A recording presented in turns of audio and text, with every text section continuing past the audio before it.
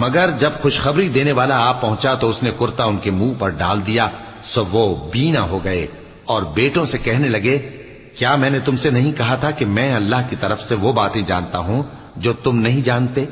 بیٹوں نے کہا کہ ابا، ہمارے لیے ہمارے گناہ کی مغفرت مانگیے، بے شک ہم خطا کار تھے۔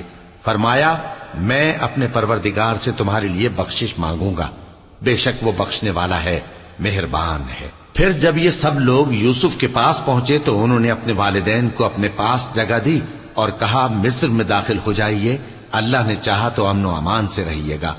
اور اپنے والدین کو تخت پر بٹھایا اور سب ان کے آگے سجدے میں گر پڑے۔